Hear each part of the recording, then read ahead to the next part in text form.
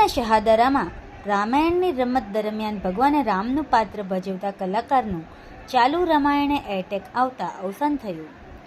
દિલ્હીના શહાદરા ખાતે રામાયણ ભજવાઈ રહી હતી તે દરમિયાન ભગવાન રામનું પાત્ર ભજવતા દિલ્હીના રહેવાસી સુશીલ કૌશિકને ચાલુ રામાયણ દરમિયાન હાર્ટ એટેક આવ્યો હતો અને એટેક આવતા તે ભગવાન રામનું નામ લઈ સ્ટેજ પાછળ ઢળી પડ્યા હતા, જેને તરત જ હોસ્પિટલ લઈ જવાયા હતા, પરંતુ હોસ્પિટલ પહોંચીને ડોક્ટર દ્વારા તપાસ કરતા તેને મૃત જાહેર કરાયા હતા.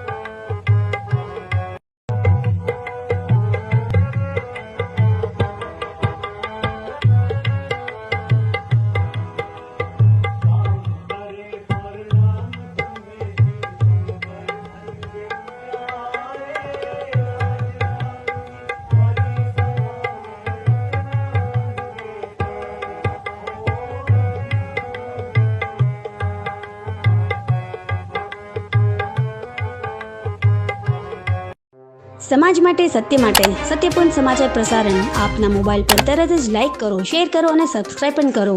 અને હા, ઘંટડી વગાડવાનું ન ભૂલશો. આભાર.